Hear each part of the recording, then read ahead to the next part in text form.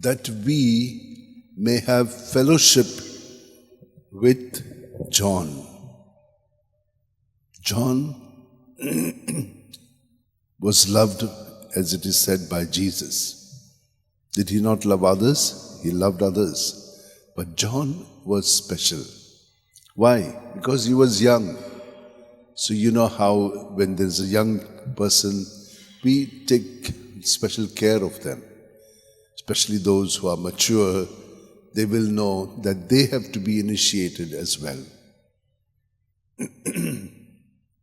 But John was gifted with insight and foresight. Foresight is to look ahead. Insight is to look down internally. So when he sees things, as he has told us, we saw, we heard, we touched, we testify, we proclaim. This is what all of us do, but we are not aware of it. This is what St. Ignatius took up, so that through the word which is revealed to us here, taking it and being present to it, we can also have fellowship throughout the years with Jesus, whom they experience firsthand. Sometimes our grandparents will tell us about their parents because we have not seen them at all, and their kind of experiences. So what do they do to us? They keep the tradition. They keep the tradition. Then we who have heard it will also tell our next generation that this was how it was, this is where they lived. Today it's different, but that is important. That old connection is fading away, new things are coming, but they're doing it differently. However, the old is important.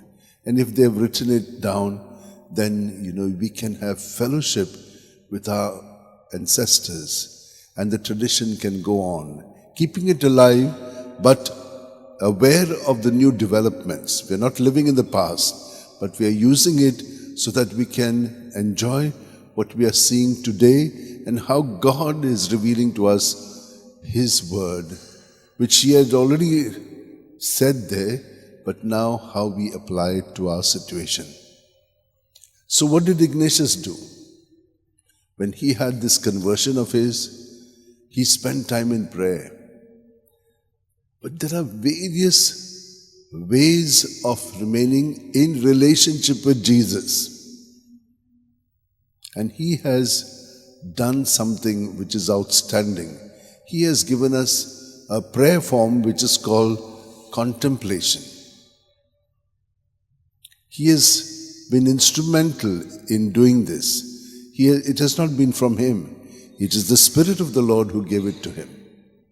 And so in a contemplation, what do? I'll just mention it to you because we go for prayer, but our prayers are very simple. But here God has revealed to him an experience by which you can get transformed. So what is the first part? The first part is to see God seeing you. To see God seeing you. So when you come to prayer, you see God seeing you. Now, look at what happens to us. Supposing it is your friends, you don't feel that much.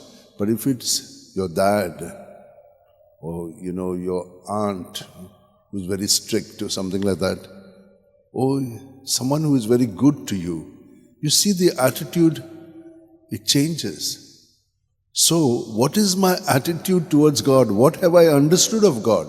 What do we tell people when they are young? Hey, God will punish you. Don't do that. So you see what we put into our children?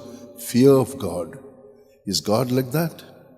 God is a loving God. So now this all has to, wipe away. So what kind of God are you looking at? Who is looking at you? This is the first thing. Then, that all my intentions, my actions and operations may be ordered. There is disorder in me because of sin. So put that in order. I can't do it. I have to ask him to do it. So I spend time with him so that he can do that in that 1 hour. And Ignatius tells us it should be complete 1 hour. Time it. Put your clock and your timer and just spend 1 hour. Because the evil one is very subtle. When you start, in this way, you'll get to know that there are various forces, evil and good, and your ego self. Then there are other steps to it. Like, you read the scriptural pericope and then you imagine yourself in it. And so you see everyone. So this takes quite some time. It's not so easy because there are a lot of distractions in you. But once you get into the habit, so in a month's retreat, by the end of it, you are totally transformed, reformed, and conformed to Jesus. So there are various things. This is a speciality of us Jesuits. And I have done these retreats for the youngsters for a long time. 7 years I give them. But after I finished that, I was also doing it at Arupe, giving retreats to seminarians, sisters, others who wanted to have a deep experience of Jesus and to be transformed and to live that way. So, my dear sisters and brothers, he has said to us, if you want to have fellowship with Jesus, it has to be through the word that has been written to us. And that is their experience which they testify and they proclaim, not only in word, but in word. And so, my dear sisters and brothers, let us ask the Lord that we, who are listening to the word of God every day, as we listen to it, we can also imagine it. And as we imagine it, little interpretation of it is given by the priest. You may be having your own understanding, and it can synchronize with what he is saying. So there are a lot of things that are happening within us, so that we can really be touched by him. He is touching us, each one of us uniquely, and helping us to surrender ourselves to him, as did St Ignatius, St Francis Xavier, and all of them, John the Apostle and Evangelist. Let us spend a few moments, hold our hands, close our eyes, and be present to him. We are not able to breathe on our own. God is breathing in us at every moment. He knows everything about us. We don't know. We know some things, but we don't know what's the next thing that's going to happen to us. He knows it. And so with this trust, with this confidence, let us be humble. If we are not humble, we will not be able to see it. We will not be able to hear it. We will not be able to touch it. And we will not be transformed by it. Lord, help each one of us here to truly be present with the graces that you have already given us, with the amount of time that we have spent with you, receiving you in our hearts, but not transformed, still the same.